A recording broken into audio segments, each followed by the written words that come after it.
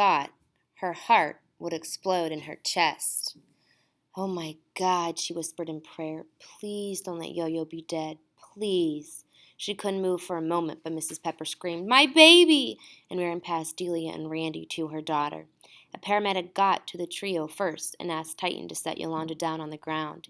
He did so more gently than Delia ever would have expected. Taboo looked dazed. Both boys seemed to be confused by the quickly growing crowd of paramedics, police, reporters, and students. Titan staggered a little, then sat down next to Yolanda, who still had not moved. The paramedic knelt over her. Another paramedic began to treat Taboo's wounds while the police officer tried to push back the crowd of onlookers.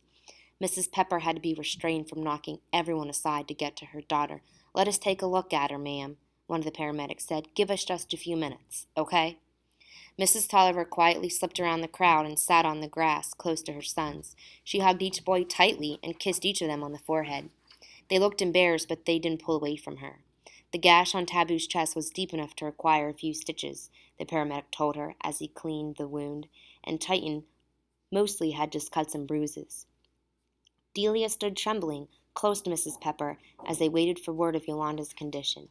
Yolanda looked pale and lifeless lying there on the damp grass, a medium-sized lump swelling on the left side of her forehead. The paramedic broke a small plastic vial and passed it under Yolanda's nose. Delia could smell it even from where she stood. Yolanda coughed and fluttered her eyelids, turning her head to get away from the smell of the ammonia.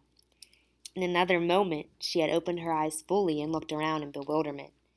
Delia imagined what Yolanda must have been looking up at, faces peering down at her, with clear blue sky above.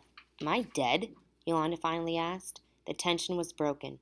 Everybody laughed with relief. "No, baby," said her mother, who had finally pushed her way to her daughter's side. "But we thought you were. Do you remember what happened?" Yolanda was silent for a moment. She looked confused. "I had to pee really bad, and I was almost to the bathroom. Then it's like the hall blew up, and I got scared and I started running. Pieces of ceiling were falling, and I swear I heard a train coming down the hall. I got turned around and confused, and I fell. Then I looked up and I saw the Tollivers running full speed, like the train was chasing them or something. I was afraid they were chasing me. I heard another huge crashing noise. I felt something hit me on the head, and everything went dark. That's all I remember, until just now, when somebody who's wearing some really gross perfume got too close to my nose, and I woke up here." "You were in a tornado, Yolanda. All of us were," Delia told her. "The whole school was messed up. Nobody could find you when it was over, and we were really scared. And get this, the Tollivers weren't chasing you. They saved your life. Titan carried you out."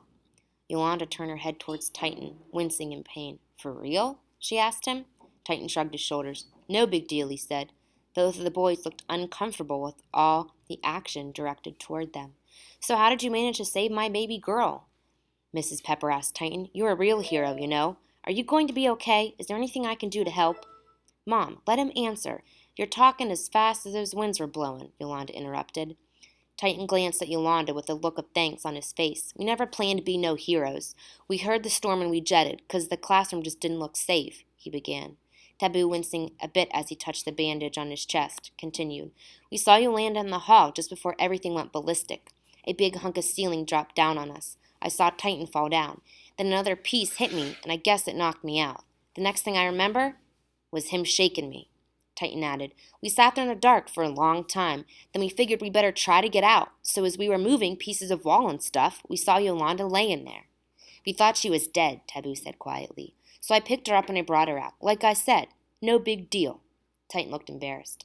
Yolanda insisted on sitting up, even though the pain made her wince. "Hey, I don't know about you, but I think I'm a very big deal." She smiled at the twins. "You two are straight up. How can I ever thank you?" Taboo let a shadow of a smile show through. "Win at Double Dutch this weekend," he said. "How do you know so much about Double Dutch?" Delia asked, shocked.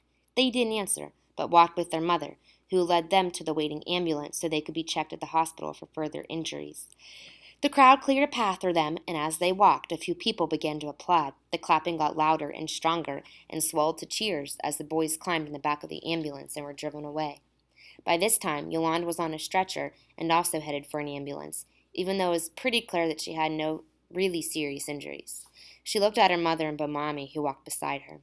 Delia and Randy walked on the other side. "Will I still be able to jump this weekend?" Yolanda asked. Let's just make sure you're okay first. We'll do what the doctors say, her mother replied. Is my hair a mess? Yolanda asked Delia. Totally wiped out, Delia replied, laughing. I hope they have bathrooms at the hospital, Yolanda said as she was being lifted into the ambulance. I never did get to pee. Just as the ambulance were leaving, Delia's mother arrived, running toward the small crowd that remained. She grabbed Delia and hugged her for a very long time. Are you sure you're all right, sweetie? Her mother asked with tears in her eyes. I'm fine, Mom, really, and so is Yo-Yo, I think. It was the strangest thing. She got rescued by the Tollivers. I'll tell you all about it in the car. Let's go home. Is our house okay? Oh, Mom, I was so scared. It was like some kind of monster was attacking. Nothing seemed real. Even the sky was the wrong color. And then I thought for sure Yolanda was dead. As they all walked together to the parking lot, Delia's mother touched Miss Benson's arm, who finally, sure that all of her students were safe and accounted for, walked wearily with them. I just want to thank you for keeping my daughter and the rest of the children, as well, safe today. You, too, were a hero. I didn't do anything special, Miss Benson said in genuine surprise. I just sat with them until help arrived. I was just as scared as they were. But they didn't know that, Miss Douglas told her. They looked to you. You were there, keeping them safe. Thanks, Mrs. Douglas, Miss Benson told her as they shook hands in the parking lot. I really needed to hear that. It's been a rough day. Go home and get some rest, Delia's mom said gently. You deserve it. She gave Miss Benson a hug, and the exhausted teacher finally got in her car and drove away. Did you hear anything else on the news, Mrs. Douglas? Asked Bomani, who was walking behind them with Randy.